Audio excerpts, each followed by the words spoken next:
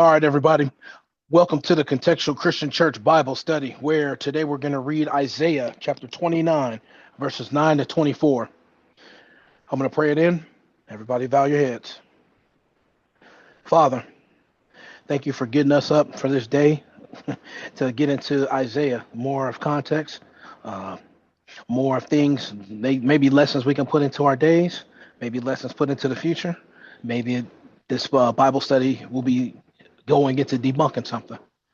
Let's go ahead and get started. In Jesus' name, amen. Amen. All right, so last time what we had gotten into, we finished up chapter 28. And when we did, we had a warning given. Not a warning of bad things are going to happen, but a warning of you better be understanding who has the real wisdom. We had it expressed through the exampleship of somebody who's a farmer when they're sowing seeds, and how they don't just, you can't be plowing all day and they expect it just to be sown. There's got to be some seed sown. You don't break up the ground. And he used the comparison of black cumin and regular cumin, and how they are not dragged out with a thresher, but they are beaten instead. And how the reason that we have this knowledge is because God gave them this knowledge. And that's his counsel. So this word of warning was more so to let them know that, hey, you're sitting here doing it your own way. It's been failing. You're a false teacher, you're a false preacher, you're a false priest. And in the moment, and with it all encompassed, God is the one who is our wisdom to begin with. So we should be following his wisdom, not making up our own. And then we got into chapter 29, where we started talking about a place called Ariel, where David used to live at one point. And it was sarcastically going into about how go ahead and continue year after year making your sacrifices. You think you're going to be spared? You think you're going to be all right while you're sitting there being a problem for these people?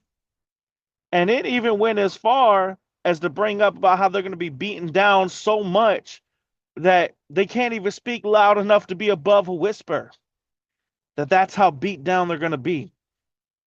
And that there's going to be a multitude of strangers that are going to be like the multitude of their strangers, but it's going to be like small dust blown away with the wind. There's like nothing left. And then it brought up in verse 7 and 8 about how a multitude of nations are going to fight against Ariel.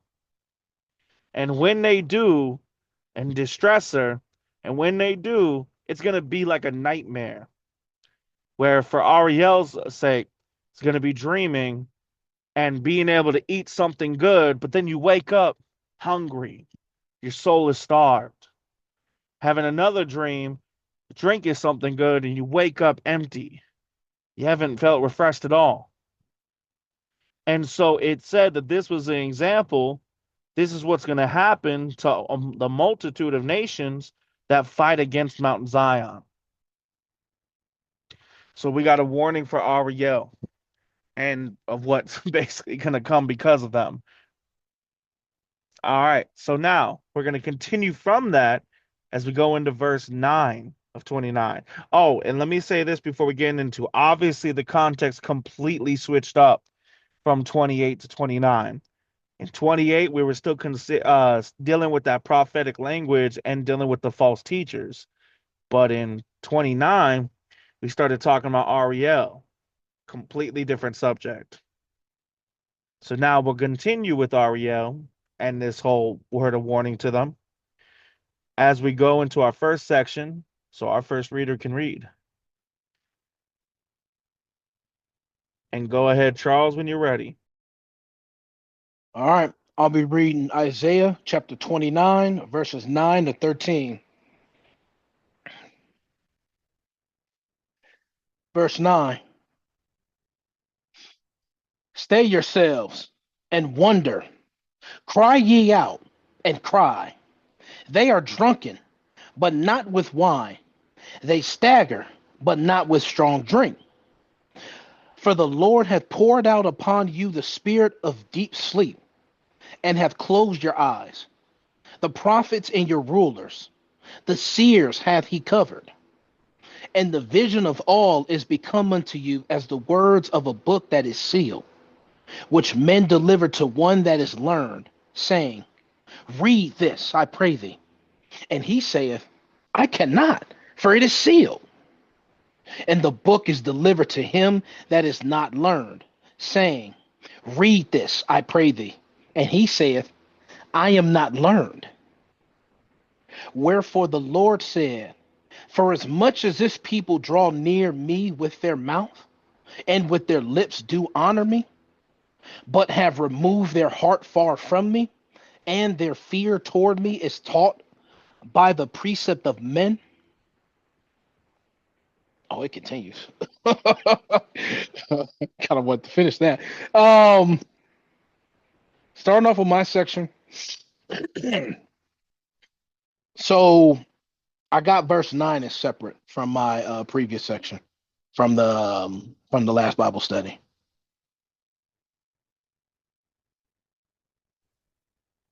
Yes and no. Technically. Same tree, same tree, different branch. Let me add that because we still have a message going. It sounds like this message is still to Ariel, if I'm saying it right. Exactly. Ariel, yeah. So the message is still to the same person, but we're going into a different aspect of it. Now we're getting to see the problem with them. All right, continue. And it starts off with 9 when he's talking about stay yourselves, wonder, cry ye out, cry. They are drunken, but not with wine. They stagger, but not with strong drink. This goes back to something you had brought up before that I almost took literal. Not drunkenness. Well, Ariel needs to Ariel's like stay. They're staying in their place. They're crying out. But it's talking about them. They're not staggering because they got all they're drunk and like literal like off of wine and whatever strong drink, but like not of a clear mind, not of a sober mind. That's the word I'm looking for. Not of a sober mind. Good. For the Lord, and this is the part where I kind of like it made me laugh in my head. For the Lord hath poured upon you the spirit of deep sleep and hath closed your eyes. Before I get to the next part, the reason why I laughed is he's not saying that he made them fall asleep and they can never get up. He's saying this deep sleep. Isn't he figuratively saying like I've made y'all like not of understanding, like I've made you so like Yeah, good job. I've dumbed you down in a sense. Yeah, I've made you incapable of understanding. This is like when people today will use the term like the don't they use the term woke and you're not woke enough, you're sleep because you're not understanding all of the things Well, that they no. claim is I going use the on. phrase saying how you so woke you sleep. No, But you they do. but I'm talking about when they go, because that was a big thing, like woke this, woke that, woke your sleep. People have told me, oh, well, you're I sleep wouldn't because you're not use caring that about the. only because they're so incorrect about it, and but you could use it because they think they've awoken, they think they see, but they're more But they blind than don't see. anybody. I won't use it then. I'll go back to what I was bringing up, how God put a spirit in them that makes sure that they don't understand anything. You ain't sleeping and you never wake up. You just don't understand nothing, which is funny because it goes into the next couple verses. Well, first let me get to the prophets. The prophets and your rulers, the seers hath he covered. Let's talk about it. Let's talk about the prophets and the rulers and the seers being covered. Verse 11.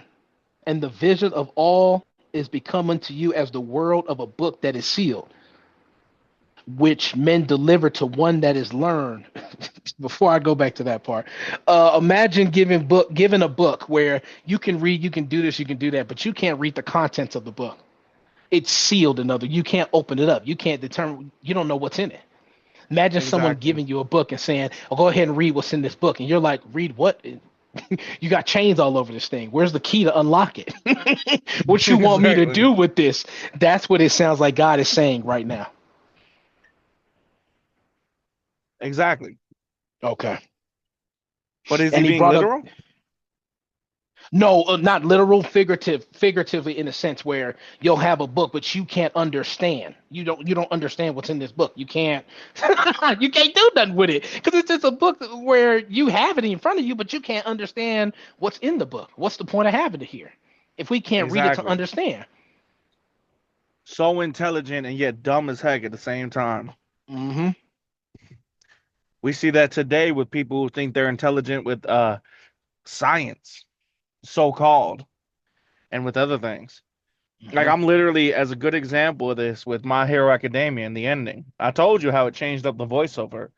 In the beginning of the series, the voiceover said, "This is the story of how I became the world's greatest hero." Go ahead. My bad. And when people are sitting here now at the end, it literally changed the voiceover to "This is how we became the world's greatest heroes." You changed the entire premise and you're openly showing it. But you got people who are sitting here calling people dumb, saying just because you're incapable of understanding the nuances, and yet they don't understand how they're wrong. You're Yeah, so sad. smart, yet so stupid at the same time. It's sad that I understood it, and I barely tapped into My Hero Academia, and I understood how dumb that was for the ending. Hmm. I didn't think you were gonna bring this. We were talking about anime earlier.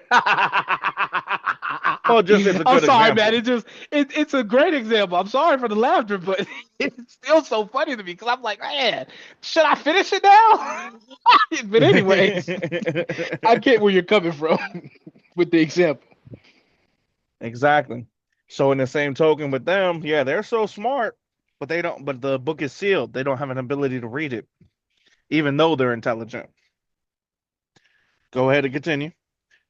Yeah, he's given that example in verse 11 and in verse 12, which is funny. You sure? Verse, let me go to 12. And the book is delivered to him that is not learned, saying, read this, I pray thee. And he said, I am not learned. I don't know why that sounds like it's saying the same thing, as in you have this book that you want someone to read it, you want someone to get, read to understand, but no one can read it to understand. No one can do anything with the book. That is the same, but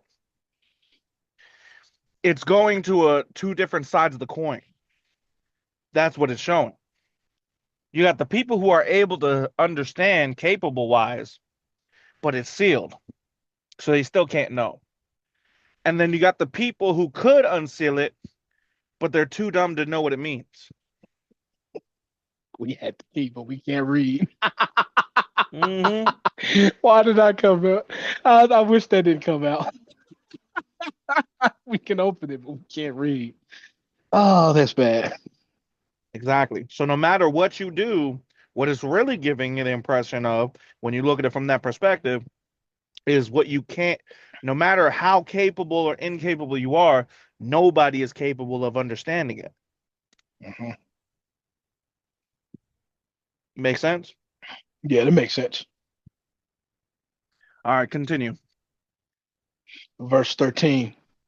Wherefore the Lord said, for as much as this people draw near me with their mouth and with their lips do honor me, but have removed their heart far from me, and their fear toward me is taught by the precept of men. Wasn't what isn't he saying in this where the people are speaking, their words sound like they're closer to God, but what they do, what they have in their heart is not closer to God. They're talking a good game, but in their heart they're not really that close to God as they claim to be. Almost, almost, but not quite. He said in there that they teach the precepts of what? By the precept of men taught me toward taught let me reread. Their heart far from me, and their fear toward me is taught by the precept of men. Exactly. So it's not saying that they're close to God or even a resemblance of God, though those impacts of those are true. What it's going more towards is that they're teaching man's precepts and claiming that they're from God. I'm writing this down. Now, there's a reason you should have known that without me saying anything. Do you know why? Let me finish writing this down.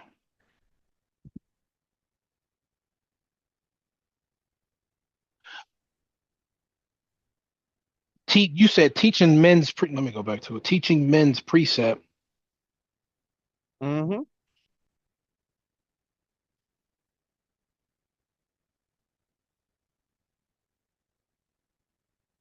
We just talked about precepts the other day.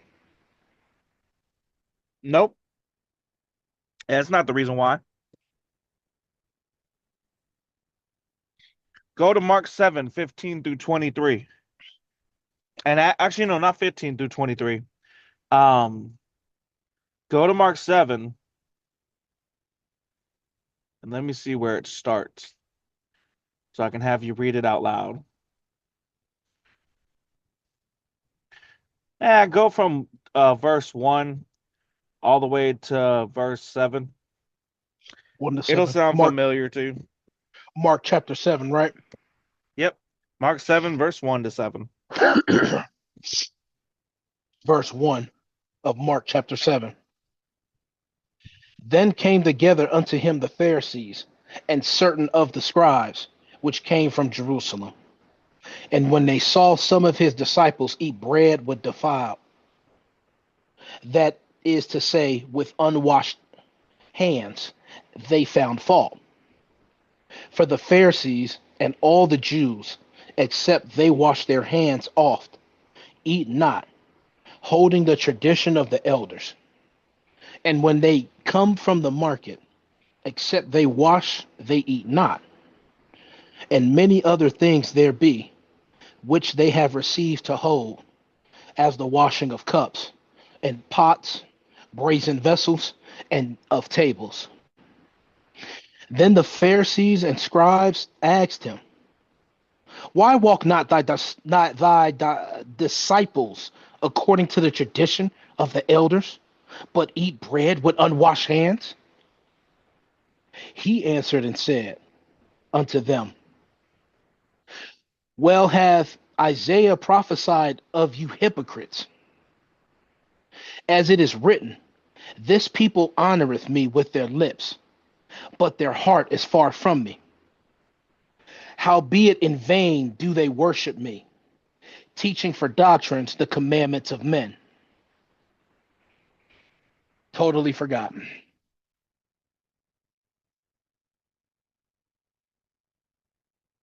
Writing this down too. Yep. This is where that comes from.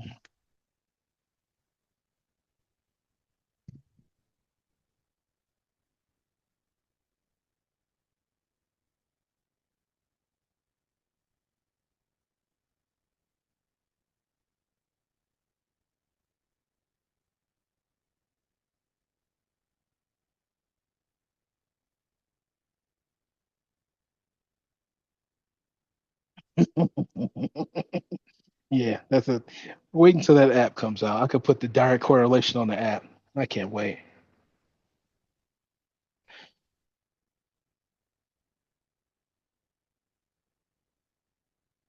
I know you're super excited for that. Sorry for the silence. I'm still writing this down. You're good.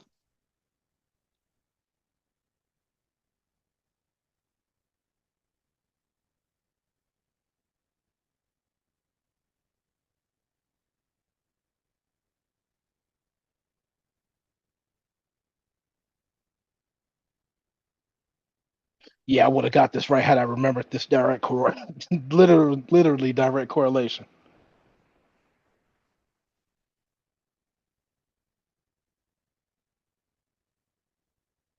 All right.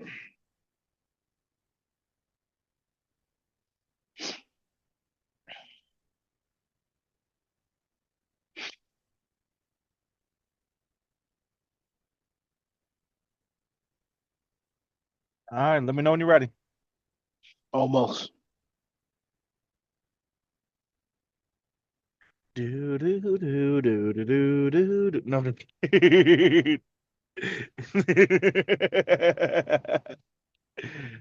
Almost there. You're good.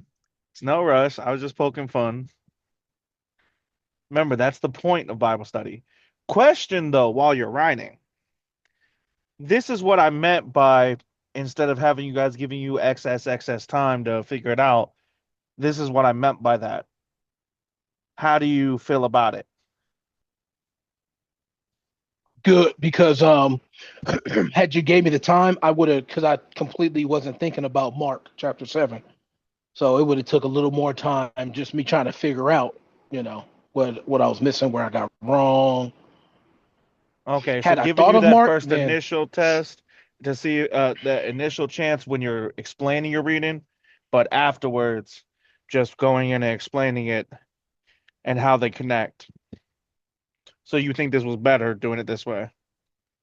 I think it's better doing it this way, because one thing I don't want to do, which I've done in the past, is I don't want whatever answer I'm thinking about to be so far left field. Like when you say the answer and I'm thinking of whatever answer I was thinking about, oh, that answer was left field. Thank you, Matt, for telling me that. Thank you for showing me the answer, because whatever I Okay. was thinking about was left field, and it would Okay. have extended the Bible study, and yeah, it would have went left field. All right. Since we're doing it this way from now on, do you want to do all three or do you want to go back and forth like we were doing? Back and forth. Okay. All right. Go ahead and finish writing. Oh, I just finished while we were talking. Oh, okay. All right. Then go ahead and continue to the next. That verse 13 was the end. That's it's a continuation verse that goes into 14, but yeah, that's all I got. That's the part that you forgot. Wherefore the Lord said, for as much as his people draw near me with their mouth and with their lips do honor me, but have removed their heart far from me and their fear toward. You just brought up the direct correlation with Mark 7 verses Yep. 1 to 7, but 6 and 7, and how Jesus brought this up as well.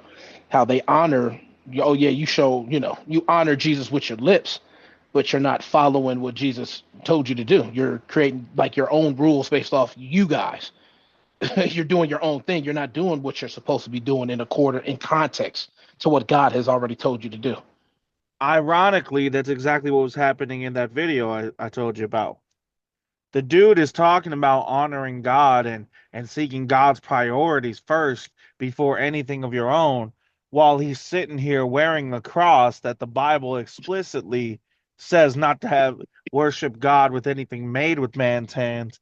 And also, and the dude is talking about, he quotes the Lord's Prayer, Lord, hallowed be thy name, thy kingdom come, thy will be done, and literally says, and that's why you pray, as if to say those words. Not that's why we pray in a similar way. Not something else. Like, no, no, literally, like if that prayer is something you should say. Completely missing the point. Establishing his own righteousness rather than the context of the word. It's funny. We just talked about that. Yeah, exactly. Oh And man. I told him on that video, I said, look, I said his point that he's trying to say is accurate. But the verse that he used literally did the opposite. And the dude's wearing a cross. Like, what are you doing? So, anyways, now, any comments or questions as we go to the second section? Now would be the time to raise your hands.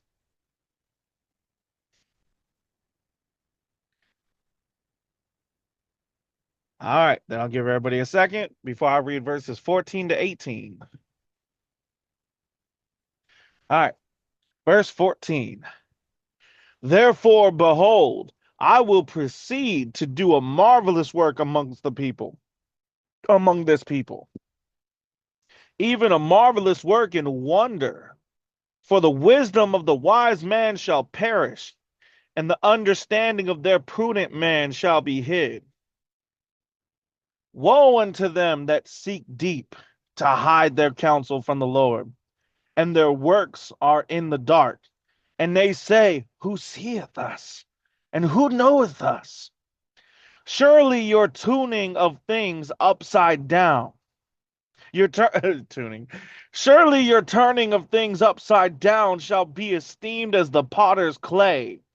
For shall the work say of him that made it, he made me not? Or shall the thing framed say unto of him that framed it, he had no understanding? Is it not yet a very little while, and Lebanon shall be turned into a fruitful field? And the fruitful field shall be esteemed as a forest. And in that day shall the deaf hear the words of the book, and the eyes of the blind shall see out of obscurity and out of darkness. All right.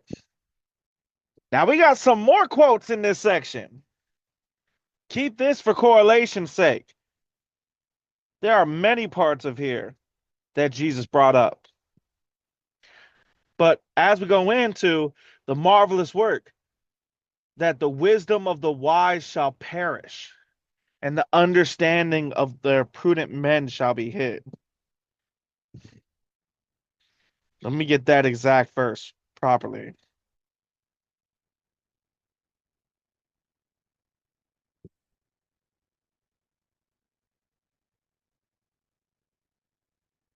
In Matthew,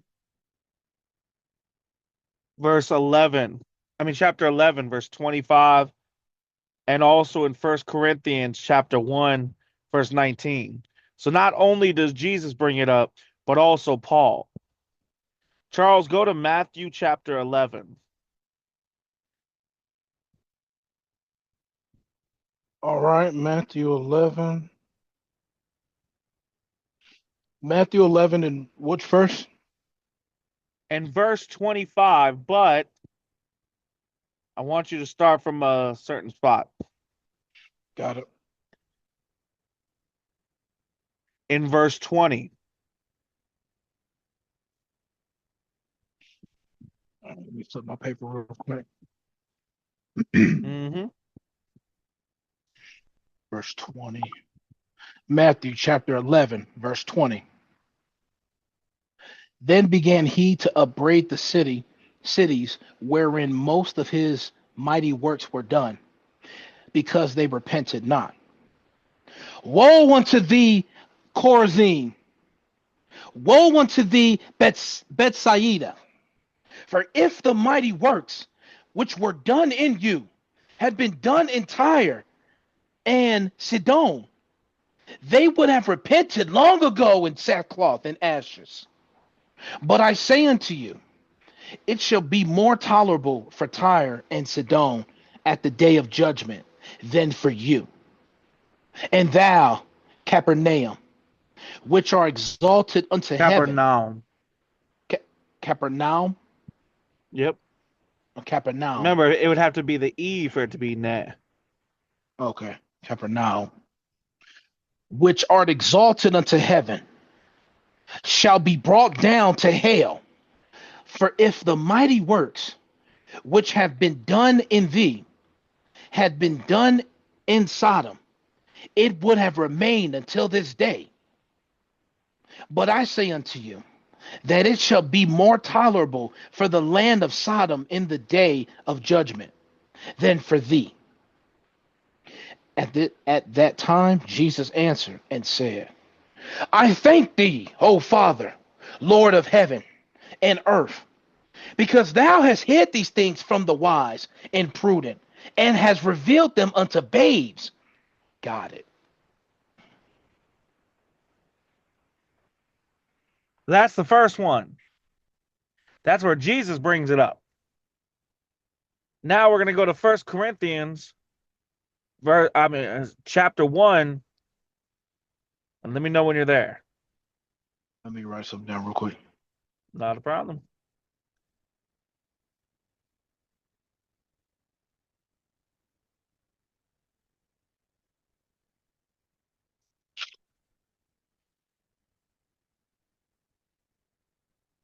What's this next one? Say the next one again. And ironically, we're going to 1 Corinthians chapter 1, where people have tried to take out of context to say that Paul is saying that baptism is not required. It's not the context at all. So we're going to start in verse 10 and we're going to end with verse 19.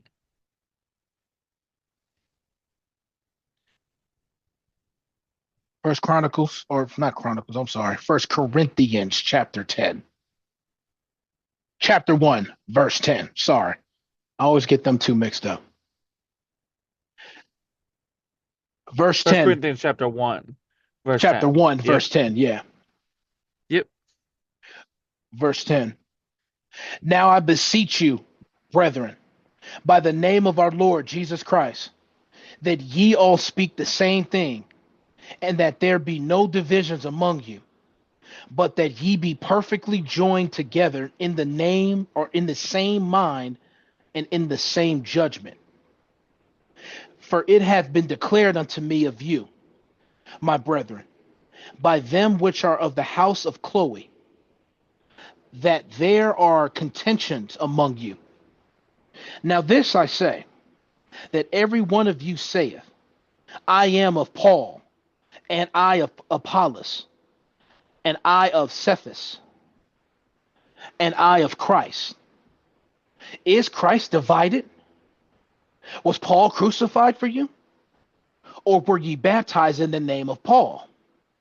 I thank God that I baptized none of you, but Crispus, and Gaius, lest any should say that I had baptized in my own name. And I baptized also the household of Stephanus. Besides, I know not whether I baptized any other. For Christ sent me not to baptize, but to preach the gospel, not with wisdom of words, lest the cross of Christ should be made of none effect. 19. For the preaching of the cross is to them that perish foolishness, but unto us which are saved it is the power of God. For it is written, I will destroy the wisdom of the wise, and will bring to nothing the understanding of the prudent. So obviously that is not a direct quote to this one. But that same exact concept is being shown in the same exact relevancy. We just saw how this is correlating to New Testament point. That what they consider to be wisdom is going to be brought to foolishness. Well, what is the only thing that brought the wisdom to foolishness? The cross. And why is it considered foolish? Because how can a God die? How can a Savior die? How can it be by their death that we are saved? It's not how we think of a Savior. And that's just one example of how it does it. So the correlation goes through both from Jesus's words and from Paul. And obviously from reading that, it's not saying you don't have to be baptized. It's saying from the beginning, you're sitting here making divisions based on who baptized you.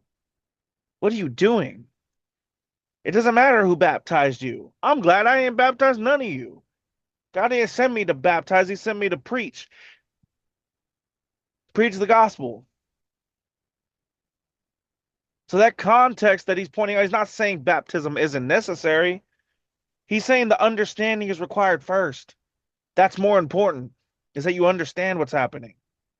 You understand everything to preach the gospel. All right. So that's off of 14. Then 15, it's pretty straightforward. A word of warning to the ones that think that they could hide their counsel from God. You think because you hide it in the dark that God don't know? Like he don't see what's happening? And he gives the example of the ones that are hiding and some of the questions they would say. Who sees us? And who knoweth us? Rhetorical questions that say from their point of view, they think nobody does. Nobody sees what we're doing right. Right. Then in 16, it goes the same way. Surely your turning of things upside down shall be esteemed as the potter's clay. So you think you're so wise and stuff, you're turning everything upside down, right? All this hidden, all that. Bruh, it's like the potter's clay. The thing that's been worked, the thing that's been made. Is it going to say to him that made it, he didn't make me? Ironically, that's what the wisdom of this world today does. There is no God. That's how they act. They literally say it. They refuse to look deeper into anything beyond just surface level and confirming their biases.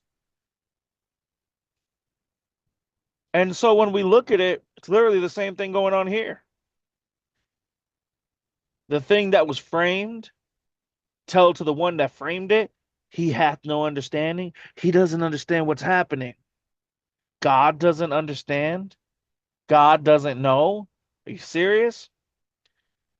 And then this in verse 17 brings up another point. Now, obviously, we have the example from 14. We're correlating the timeline of Christ as being that thing that confuses the wise. But he says in 17, is it not yet a very little while, and Lebanon shall be turned into a fruitful field, and the fruitful field shall be esteemed as a forest? So Lebanon's going to be a fruitful field, but people are going to look at it like it's a forest. But he says a little while. That reference right there, it's just a fruitful field, a little fruitful field. But it's going to be looked at as a forest. It's just a little bit of work, just a little bit of building. But it's going to be looked at as something massive later on. And then he points out in verse 18, and in that day shall the deaf hear the words of the book, and the eyes of the blind shall be out of obscurity. When do we get the deaf hearing and the dumb being able to speak? New Testament, Jesus' time. As a matter of fact, that's even talked about as well.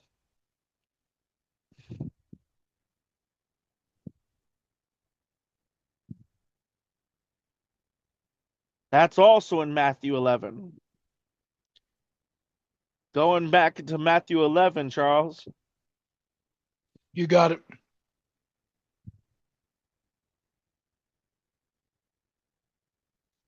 Matthew chapter 11. Mm-hmm. And we're going to start from verse 2, and we're going to go to 6. 2 to 6. Matthew chapter 11, verse 2. Now, when John had heard in the prison the works of Christ, he sent two of his disciples and said unto him, art thou he that should come, or do we look for another? Jesus answered and said unto them, go and show John again those things which ye do hear and see. The blind receive their sight, and the lame walk. The lepers are cleansed, and the deaf hear. The dead are raised up, and the poor have the gospel preached to them. And blessed is he whosoever shall not be offended in me. So all these ailments being able to be fixed, they're all correlating to that same thing as well. So we got that showing up from verse 18. So what is the blind able to see? What is the deaf able to hear? The words of the book, and out of the obscurity and out of the darkness. This is literally speaking in a direct quote when you look at it, comparing about them being able to see the salvation of the gospel. We got more prophetic language to Jesus's time.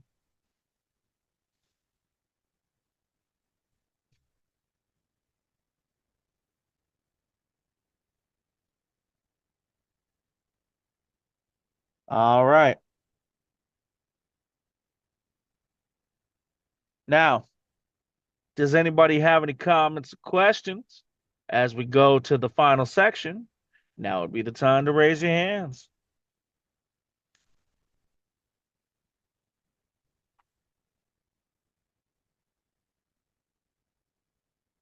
All right, then, Charles, go ahead and finish out chapter 29.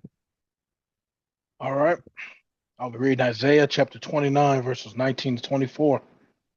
Give it a couple seconds.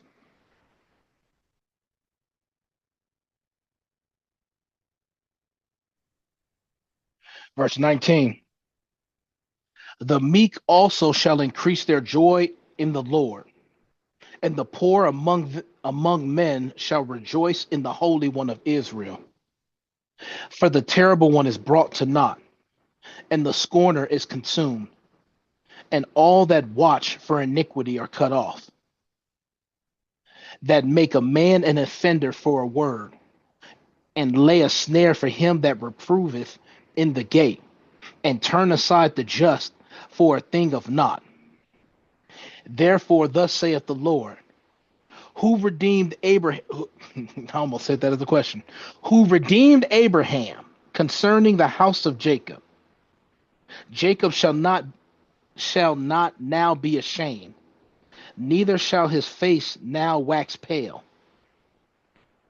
But when he seeth his children, the work of mine hands in the midst of him, they shall sanctify my name, and sanctify the Holy One of Jacob, and shall fear the God of Israel. They also that erred in spirit shall come to understanding, and they that murmured shall learn doctrine.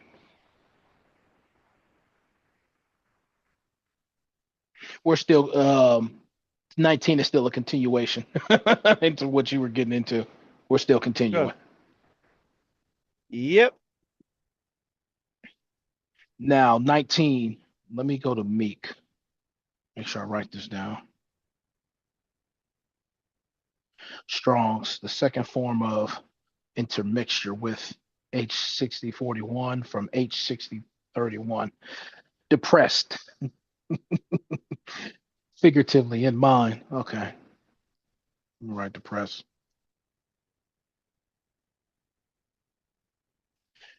The meek also shall increase their joy in the Lord, and the poor among men shall rejoice in the Holy One of Israel. Couldn't I use meek? Couldn't I use that as like lowly, like the humble people, the poor people? Are just I can leave it at depressed and feeling low.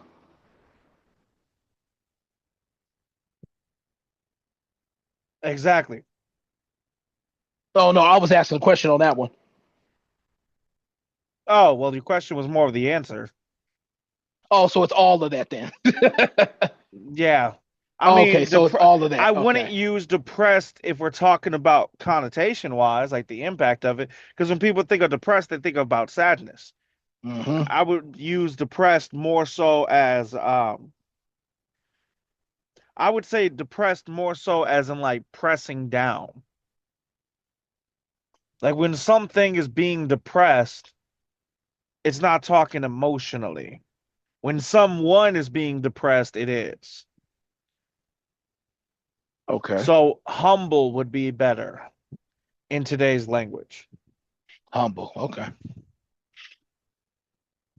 So basically 19, the humble are gonna increase their joy and their love for God. The poor among men, they're gonna also celebrate and rejoice in God. So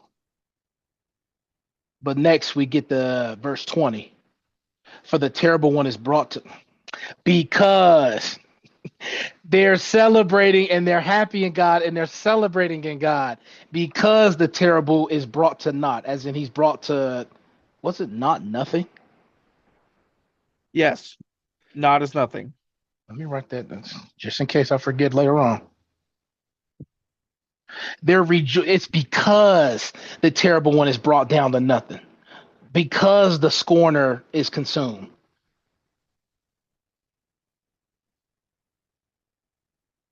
Now let me write a definition for scorner real quick. Primitive root, properly to make mouths, that is to scoff. Hence, from the effort Yeah, to somebody pronounce it. talking smack. Let me write that down. Talking smack. That's they're celebrating and they're having joy in God and all of that because you're bringing these people down. You brought the terrible one to nothing. You brought the talking smack dude. You brought that person. No, that you didn't bring them down. They were consumed. The one that talks smack was consumed, and all that watch for iniquity are cut off. Wait, let me get this straight. All that watch for iniquity. When you're saying watching for iniquity, I don't want to overthink this. You're watching for sin. You're yeah, basically I don't want to overthink that. You're watching for sin. But there's another way I can say it that makes more sense. That brings Yep. us all out. Instead of saying watching, you're looking forward to it. That would be a better way. You're seeking sin, in other words. Let me write that down. Looking forward to sin, seeking sin, which is funny because people do these days. But the people that are seeking sin, that are can't wait to get into sinning, they're cut off. Not just that, it's not just seeking for yourself, but even it's just seeking general. Like, Just take in for general. example, you want to see others sin. Are you still seeking sin? That's just generally. I generally want to see other people do it now. It's not just me included in this now. It's other No, people. no, no. What I'm saying is, if I were to say the words that you're seeking for others to sin, are you still seeking for sin? Yes. Yes. You see what I'm saying? Okay. Are you Yeah. still looking for sin then? Yes, you are. You see what I'm saying? It also continues too. And I see what you're saying. My bad. But it also continues into 21 that make a man an offender for a word and lay a snare for him that reproveth in the gate and turn aside the just for a thing of not. Verse 21 is giving us an example. When you make a man an offender for a word, Exactly. This is when you why it lay a matters not to specify, because it's not even bringing up the individual sin. Whose sin is it mm-mm, bringing up?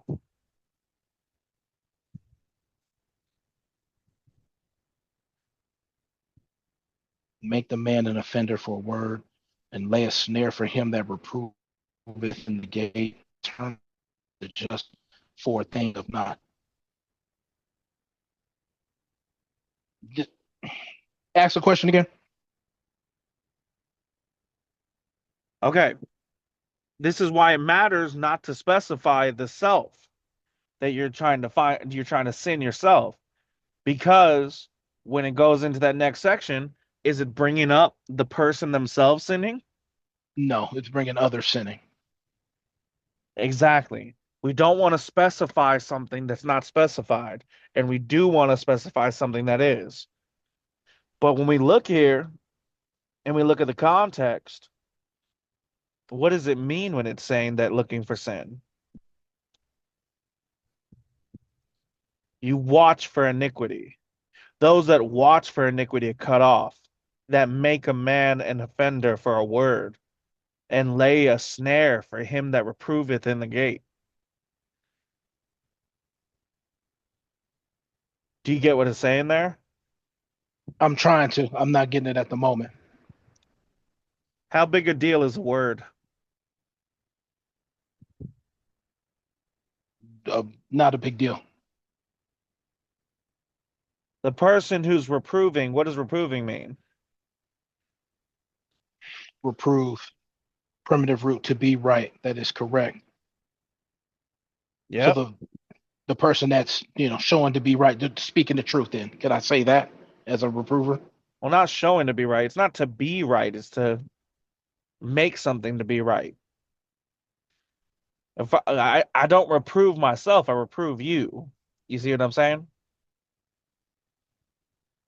Make something to be right. Writing it down. Yeah. It's correcting somebody, in other words, just without the required definition of shame, as rebuking is. Got it. So, and lay a snare for him that reproveth in the gate. And then the last, and turn aside the just. Well, what's the just? Wrote it down in my other book. Um, The just are the ones that are just, the ones who are trying to do the right thing. And you turn aside the just for a thing of naught, a thing of nothing. What do all these three have in common? you're coming against those that are trying to do the right thing. Not just that, it's a little bit more specific. You're laying a snare for him that reproveth in the gate. You're making a man an offender for a word. You're turning aside the just person for a thing of nothing. You mean more specific, as in you're coming against like the people of God, God's people Nope. that are trying to do right, or All right, I'll just give it to you. You're trying to make the righteous seem out to be sinful for the smallest things to try to get them tripped up. For example, Charles, did you read the Bible this morning? read? No, I listened. First thing when you woke up? No, What'd you do before you woke first thing when you woke up? took a shower, brushed my teeth, washed my face. Oh, you don't love God. How dare you shower before you listen to God? You don't put God on first before you get clean? Would you care more about being physically clean than spiritually clean? I got it, and I'm still writing it down too. That's what it's talking about. They're watching for iniquity. They're trying to make everything. Like if I don't like, I'm looking for the smallest thing to say you're a sinner.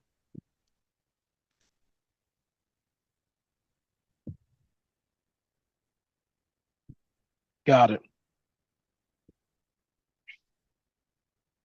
Usually when somebody does that, they're trying to do it to get them caught up for some reason. Whether they want to take advantage or they're trying to manipulate or they're trying to tear down something. It's almost always for something like that. But that's just a side note. The point of it is that what he points out here, for the terrible one is brought to naught, brought to nothing, and the scorner is consumed. So you got the evil one who's brought to nothing. You got the one who's making fun of everything, who's the one who's like mocking it. He's getting consumed. And the one that's trying to find a way to catch everybody like you're a sinner for every little thing, and they're being cut off. So we really could, you know what? We really could put this into the three forms of a fake Christian. Do you see what I'm saying? I'm listening. Three forms So of a the fake terrible Christian. one is brought to naught. What's the terrible? The tyrannical one. The one who's overbearing, the one who's always trying to come down, the one who, like, if you don't do it exactly how I want, we're going to have problems. Then the scorner. The scorner don't take nothing seriously. He's poking fun at everything, never trying to do the right thing, but making fun of the ones that are. And then we got the one that's watching out for iniquity, trying to catch him slipping in every little way. That's the one who's legalistic.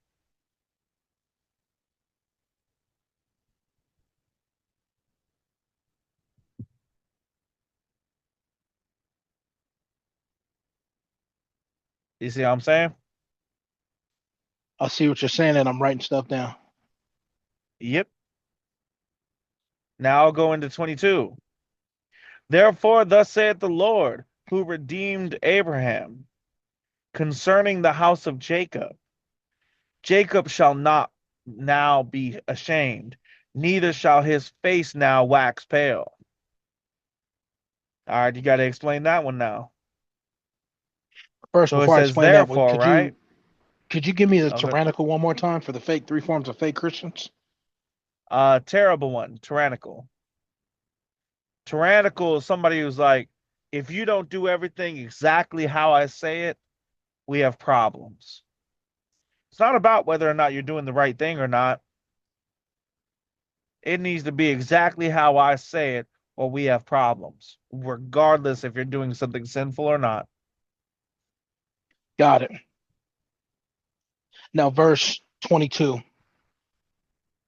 Therefore, because of what I've been saying in these previous verses, because of what I've been talking about, thus saith the Lord. Now, when it says who redeemed Abraham, that's just a detail. God is the one who redeemed Good. Abraham. Concerning the house of Jacob. So we know what he's about to say is going towards the house of Jacob, right? Good. Jacob shall not now be ashamed, neither shall his face now wax pale.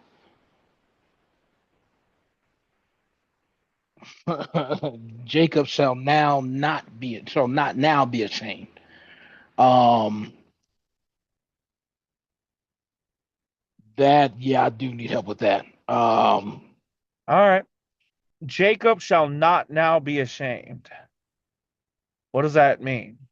Jacob will not now be ashamed.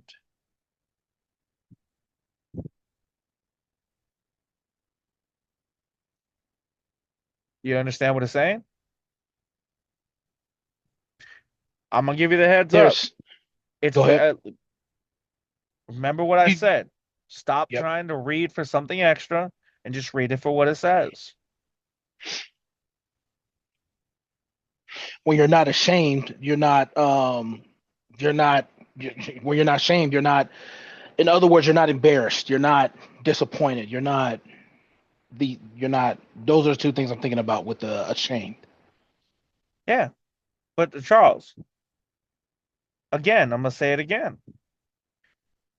Don't try to think of something crazy. Just read it what it says. What does it mean? Jacob shall not now be ashamed. To say it in today's language. When you're saying Jacob, don't I have to add with Jacob with the children of Israel? That means the Did children of I Israel. say What it said to that? No, I'm just gonna have to leave it at Jacob's not gonna be feeling Remember, we're going to work on the embarrassed. secondary abilities and all that later. The point in it was you need to get in the habit of just reading it for what it says. Stop trying to find some hidden meaning. You're not ready for that yet. I thought you were. The lesson was learned you were not. So I'm going to ask you again. Jacob shall not now be ashamed. What does that mean? I'm Just just for the what only it thing I can reads. think. Just for what it reads, Jacob won't be ashamed. There In you other go. words, That's Jacob. it. Yeah. Okay. That's all it is. Now we can get into later if Jacob is the children of Israel. We'll get into that later. I just want you to practice getting accustomed to reading it for what it is. Stop trying to find some hidden meaning because you've not gotten the grasp of the reading it first. You're jumping to it, and that's what's screwing you up.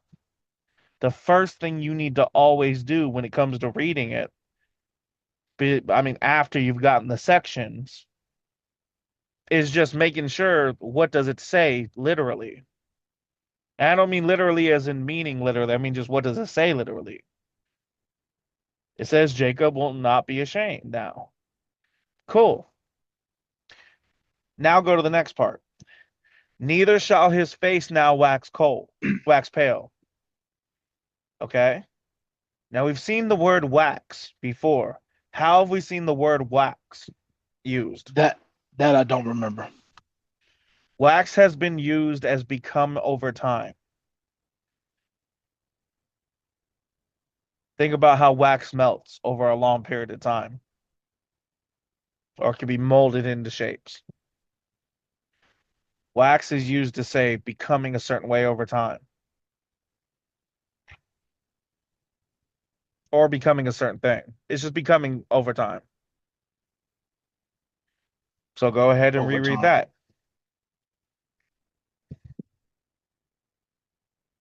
Neither shall his face now wax pale.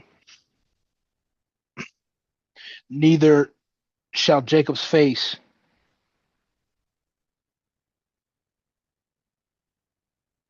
become pale over time. Good. Perfect. Now, what is pale used for, no matter what the medium is? What is pale used for to represent when a person's face?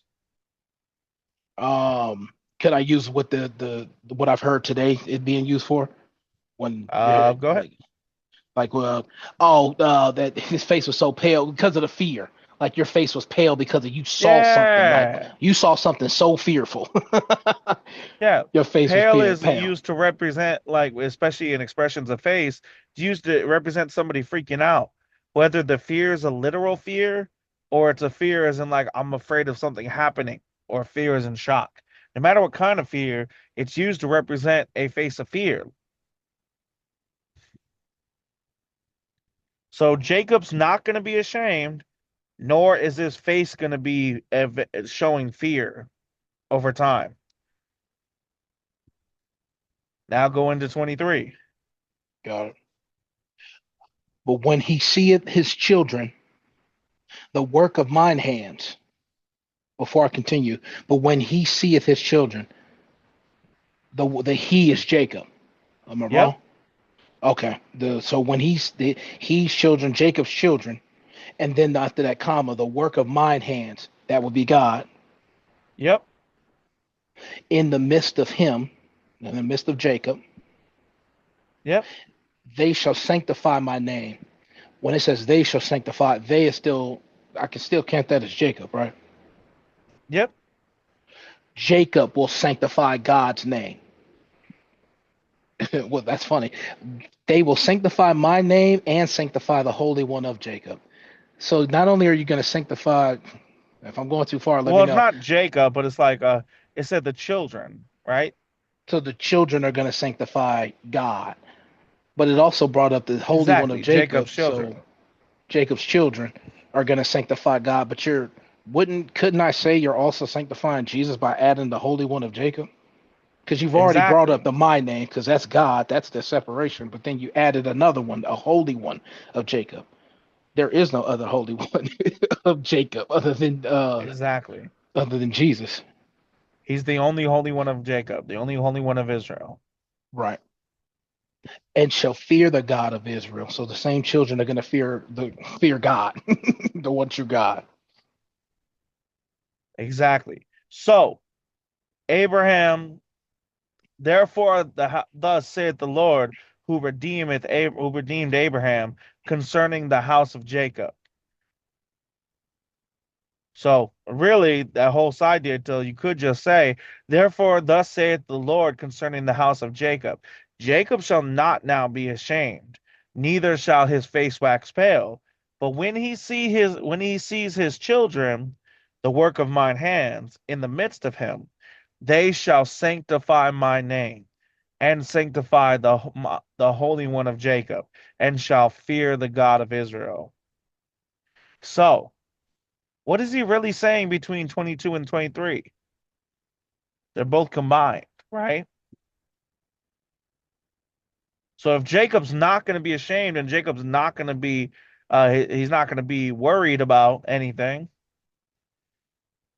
because, and you could say, instead of saying the word but, you could say because here, because it gives a statement of something's not going to happen, but this other thing's going to happen instead. I'll give you an example. Charles, you're not going to be a bad father, but your children instead are going to grow up to be godly men and women. So when I say the but there, I'm really meaning the same thing as if I say because. Charles, you're not going to be a bad father because your children are going to grow up to become men and women of God. Do you see what I'm saying? In that example, I see the example. Same thing here. You could read from the Jacob shall not and read all the way through to his children. And that could really be read as a sentence instead.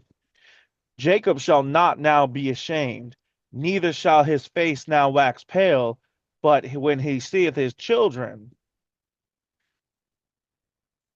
So him seeing his children is what's going to stop him from being ashamed and prevent him from waxing pale.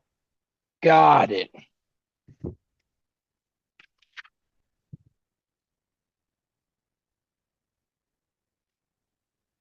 Okay, thanks for that earlier example.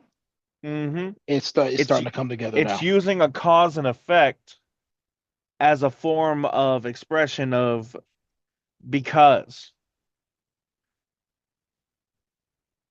So the effect is Jacob not being ashamed and his face not waxing pale. The cause is him seeing his children. And what is he seeing his children doing? Sanctifying God's name and sanctifying the Holy One of Jacob and fearing the God of Israel. Do you see how that correlates? I see it, and I'm writing it down as well. The cause and effect. Yep.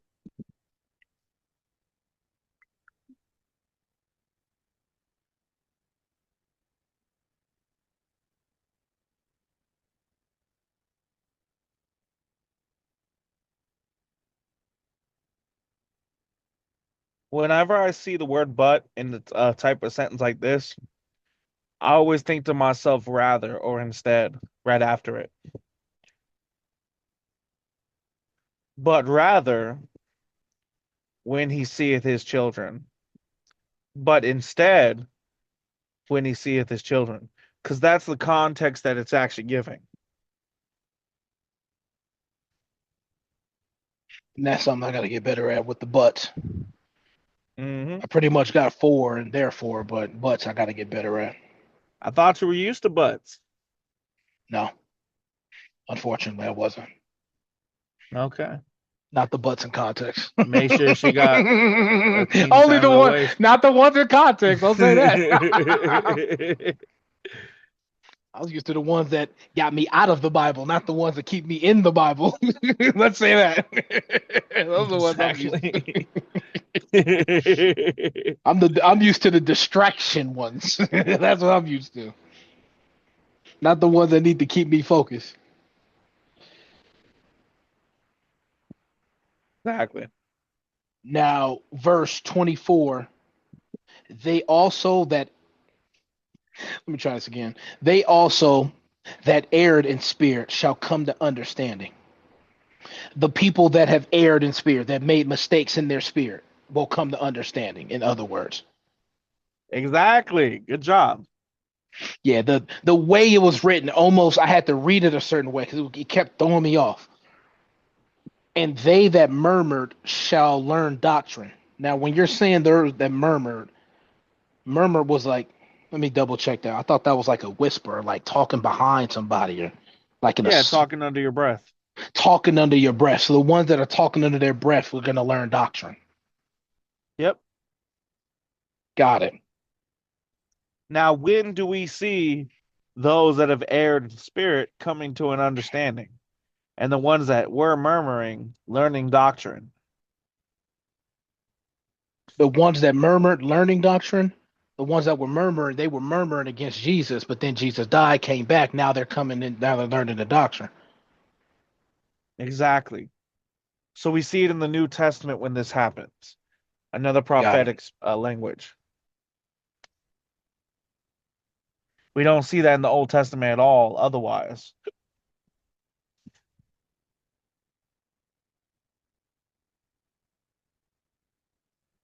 Got it. And that's the end of that one. Now, do you have anything you want to add or say before we pray it out? No. That'll be the time to raise your hands.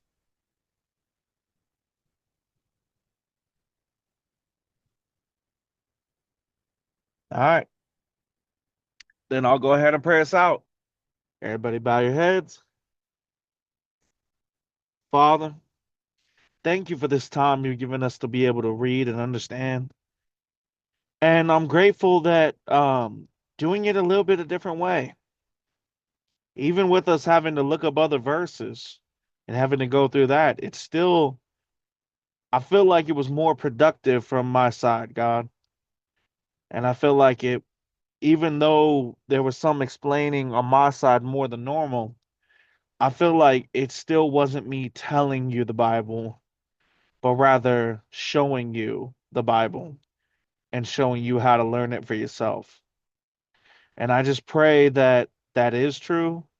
And I pray that it continues to go forth with it for 100 years or more. That as we continue with this church, I pray for more members, God. But I pray that the members that come, I pray that they're ready to live this life in the same way that I am, in the same way that Charles is. That when things pop up, we accept responsibility and we learn the lessons and we grow. And it doesn't mean we'll be perfect, as we never will, but it does mean we'll be making our very best effort, not denying when we slip up, but rather doing a good job of moving forward as we constantly strive to live out your way. In your Son's holy and precious name, Jesus Christ Yeshua. Amen. Amen. All right, Charles, do you still feel like it was more productive on your side too? Still?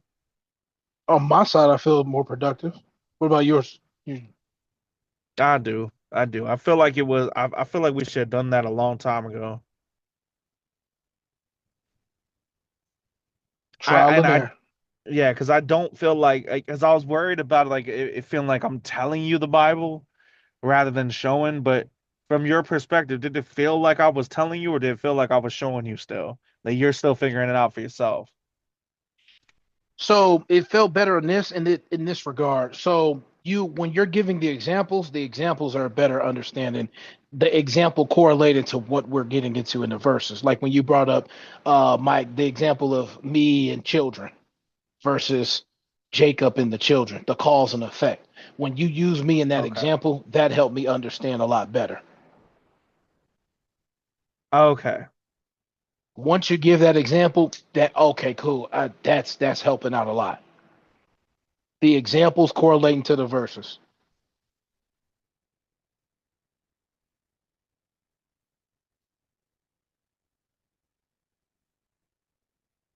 All right. Sounds good. What it also does is whenever I can't figure something out, if there's an answer in my head, I'm glad that you're able to help me understand it with the examples. So that way I don't blur out whatever answer I had in my head because my answer could be completely wrong. Yesterday that happened. I had an answer in my head. When you said the answer, my answer in my head was completely left field compared to What what was it actually the was. what was the answer you had in your head? That's what I'm trying to remember. It made me laugh a little bit because I was like, "Oh man, thank you." I didn't even bring it up. I'm in my head laughing like, "I'm so glad I didn't bring this up." That's the answer. Thank you. It was that bad. Yes, that's how bad it was. That's literally how bad it was. And I was like, "Oh man, Mm. okay, that's the answer. Good. I'm glad that was the answer." My answer was your answer was first base. My answer was in the ocean somewhere. And I'm And glad not that because you when we got a do it home this way, run, huh? no, not even close to a home run. You're at San Francisco Giant Stadium. I'm at the Arabian Sea. That's how bad the answer was. All right, now what were you gonna say? You said you were glad what? I was just saying I'm glad that I don't remember what it was. I'm just glad I didn't bring it up. Yeah. You gave the answer, but when you gave the answer, you still helped me understand the answer. Okay, cool. If it ever does feel like I'm just telling it, I don't want to continue it because the whole point is teaching you how to figure it out for yourself, you Right. know? All right. So now on to the Bible listening. And tonight's Bible listening will be Psalms chapter 44 to 73. Again, Psalm chapter 44 to 73.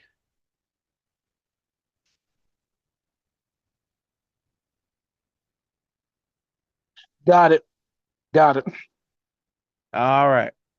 Now, last night's listening was Psalm chapter 17 to 43. Chapter 17 to 43. And Charles, you'll go ahead with what stuck out for you, and I'll go ahead after with what stuck out for me. Um, Give me a second. There was one I was going to bring Mhm. about the rich, but no, there's one way more important. Let me double check the notes I put on this. Psalms 27. Psalms 27, verses 1 to 6. Yep, that's the one I want to bring up. Psalms 27, verses 1 to 6. Good A one. reminder that I need to keep my faith in God, no matter which enemies around me, no matter my circumstance, and to never turn from Him, even in the slightest. That means not turning away from God when I'm waiting on whatever trucking situation or whatever job situation I'm having right now. I can now this year I can care less now. Not when it comes to God, I still follow God and all that. I could just care less about the job situation. Like that doesn't even concern me. I Whatever happens happens. I'm guaranteed a job because of the skills I've already put in. There are two guarantees I can do. So none of that really matters. What matters is me getting the context in these Bible studies, being a part of the Bible studies, not showing up and I said something out of context and I'm all over the place and now I'm removed from the church. That's not what I'm here for. I'm here to get closer to God. I'm here to learn more of God. And I'm here to be a better person, better today than I was yesterday. And that's what Yep. these verses had me thinking about was making sure that I'm closer to him. And I feel that I don't have this not I like I have the same struggles, but I feel like the struggles that I had before that I struggled with last year, they're not even close to even getting to me this year. Oh, that's good. But yeah, that's all I got to say. All right. With that, and that was 27, you said? That was Psalms chapter 27, verses 1 to 6. Yeah, that's right. That's right. Okay. The only thing that I want to bring up about this subject or this section is that when it's people love to quote this verse out of context, the Lord is the strength of my life, of whom shall I be afraid? And I don't mean that verse, I mean that concept. People love to say the Lord is my strength and yet not even be following what God said. All these depictions of safety and the wicked being the one that falls and all that, the ones who are trying to devour me and not being successful. This is all to people who are actually following God.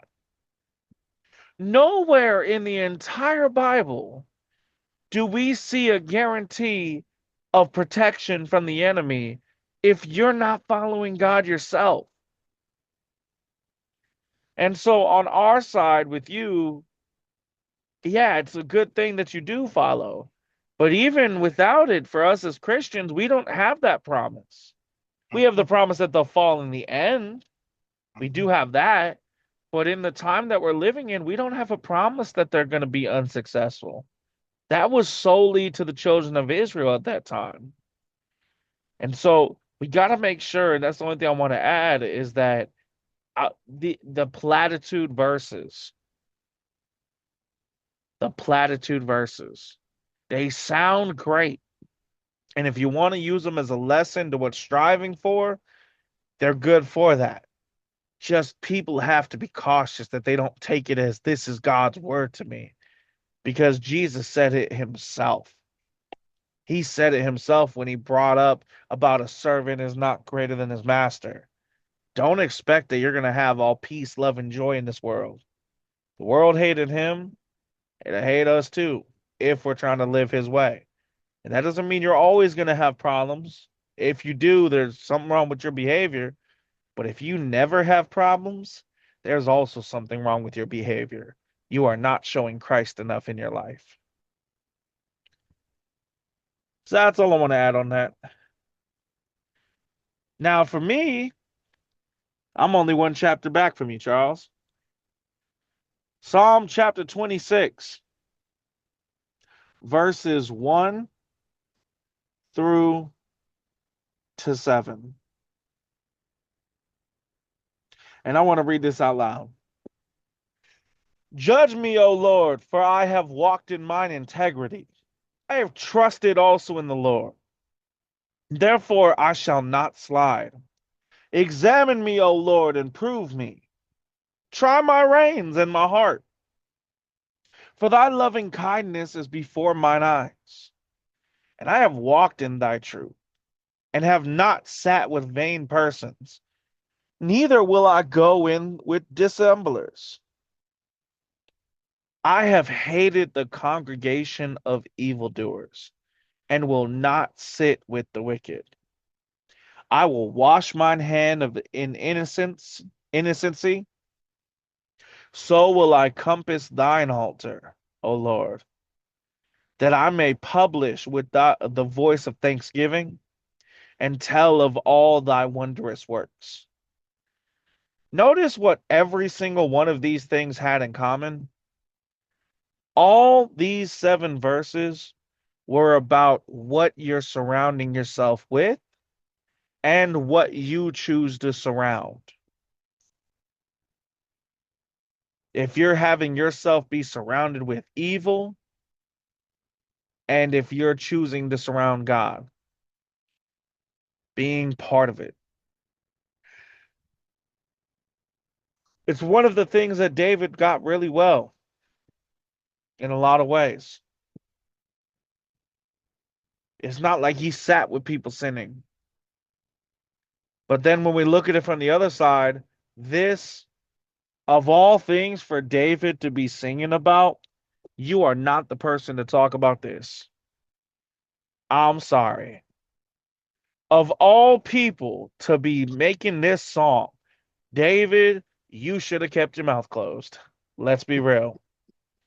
You stayed surrounding yourself with wicked men and wicked things. You took a righteous man's wife to bed and got her pregnant, then tried to get him killed. You constantly wanted to stay by Saul's side and have nothing to happen to him when he had clearly rejected God. Your son, who was nothing but wickedness at that point, and you wanted him back and wanted him by your side. Of all people to make this sing this song, David was not the one that should have done it. I'm grateful he did, because there's lessons that can be learned from this, and it's good to keep in mind. But bruh, you ain't got no right to talk about this. Like, if I saw David right now in front of me and he was willing to hear me out, I would say this to his face. What possibly made you feel like you are really in a position to say you have not sat with vain persons? I would love to hear this. Because when we look at who David surrounded himself with, yeah, you're pretty much surrounded by it. Like the whole situation with Uriah dying, the whole situation was because none of you read. None of you asked or thought about what God required. That's literally why he died. You weren't surrounded by vain persons, useless persons. You didn't go in with dissemblers. Saul, who literally rejected God's way, you didn't go in with dissemblers. People that are trying to divide. Come on, bruh. Come on, bruh. I would have to call out David as a liar at that. For this song, at least. Because of all, like, don't get me wrong, he did a lot of good, and I'm grateful for everything he did that was good. But come on, bro, you straight up lied in this song. It sounds good, but it did not match your actual choices. At least the ones we can read in the Bible. I wish it did. It didn't. Like, think about the part of I will wash my hands in innocency. Like that. It's like when artists today they're like, oh well, that's not how I'm living. I make this song for my friend, or I make this song for my partner, or I make this song for my Yeah, mom, or that's I what make this David song for did. yeah, I made this song. But that's what it. When you go into that, I think of that. I think of when artists today say, I made this song for Yeah, I wasn't whoever. describing my life. I was making a song for others of how I was feeling. I was making it for Isaiah. He wasn't even born yet. Yeah, exactly. Exactly. Oh man. I could just see David's excuse, bro. I could just see it in my mind. He's sitting here. You've read Psalm 17, right?